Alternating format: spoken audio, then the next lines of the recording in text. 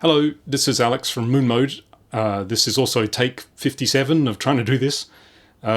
Yes, we're a small indie game company of three people, Chris, Rosie and myself, and we've been making games for a very long time, actually 12 years in the case of Chris and myself. During that time, we've done a whole lot of things, but one thing that we haven't done much of is social media and social media communication. We're sociable people, I guess, and we like to talk. I like to talk, but it's quite different when you're talking to a camera or typing text out into the void. But that's going to change. We're going to give it a proper try now.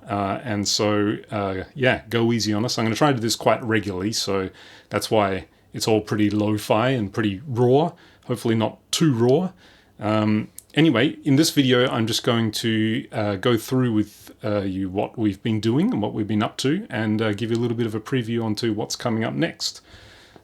So, here is our amazing, hastily hand-coded website, which is looking rather narrow on this full-screen display. But if we scroll down here, you will see this is what we've been working on. This is the Teenage Mutant Ninja Turtles Empire City VR game. This is the trailer. And yeah, this is something that we've been doing for the past 2 or 3 years, together with Cortopia Studios in Stockholm. And this would be the third time that I've personally worked on a Cortopia game, and they are just wonderful people. But Ninja Turtles Empire City, this is a multiplayer open-world VR action game, and it's published by Meta and Paramount. And this is actually the longest-running project that I think that we've ever been involved with. And wow, it was quite a privilege. I was the audio director and did most of the music, and Chris was one of the gameplay programmers. And Rosie was a concept artist and a narrative editor, a voice actor, and a bunch of other things that I'm probably forgetting. So this game is out now, so you can go find it on the Meta or Steam stores if you have a Quest 3. And I highly recommend you do check it out if VR games are your thing, and especially if you're a fan of the Ninja Turtles. The game director, Ace St. Germain, is basically a walking, breathing tome of Ninja Turtles lore, and he has put so much love for the IP into this. And so if you are a Ninja Turtles fan and you have a VR, you have a Quest 3 that is, definitely check this out.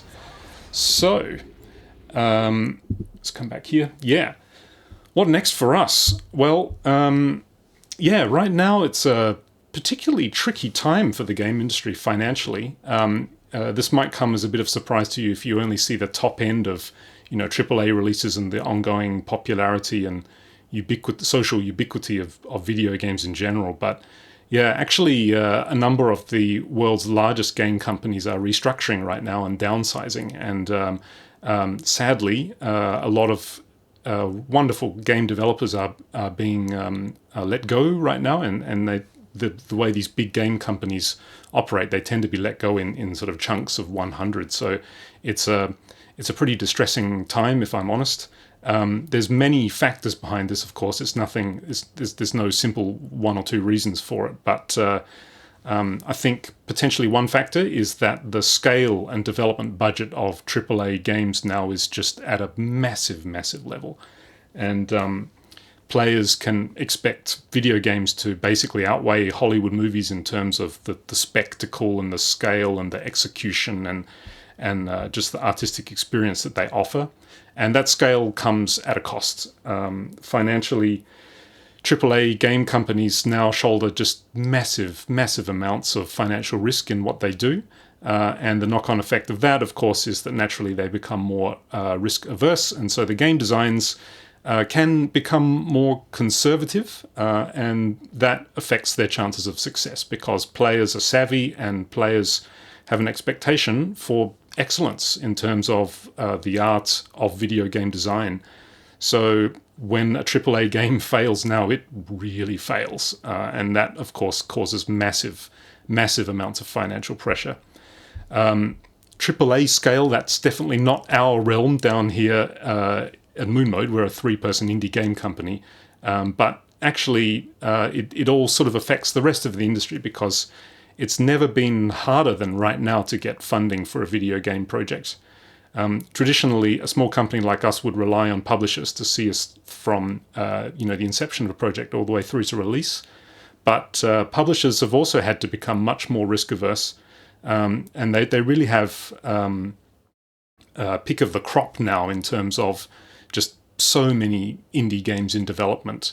And so they now require you as the developer to take on so much more of the risk than before, just in terms of keeping yourselves in business, paying your own salaries while you prove ideas and release demos and gauge audience interest and build up wish lists and stuff like that.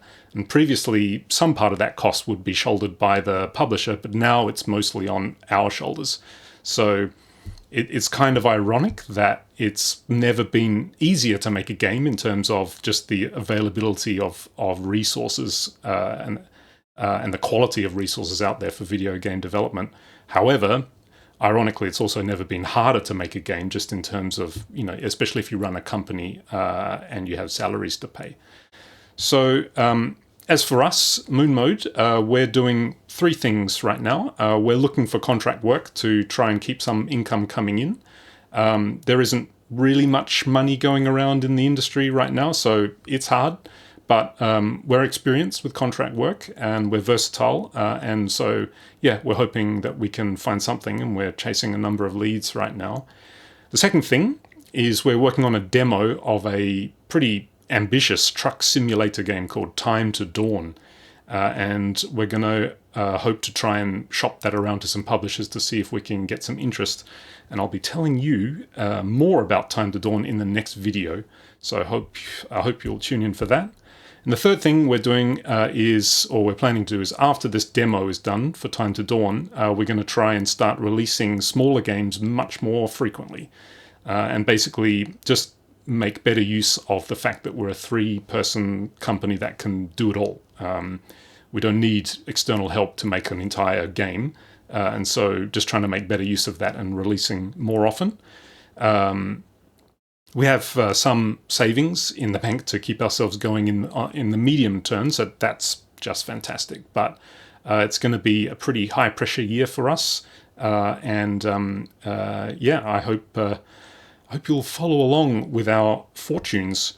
I'll be trying to upload things to YouTube here as often as possible. So if our story is of interest to you, then we would love it if you would subscribe and join us for this.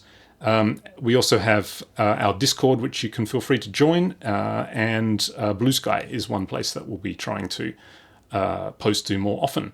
All of those links are down below in the description, as the YouTubers say. Anyway, thanks for listening to this old guy ramble, and stay tuned for our next video, where I'm going to tell you more about our big truck simulator demo, Time to Dawn. All right, bye.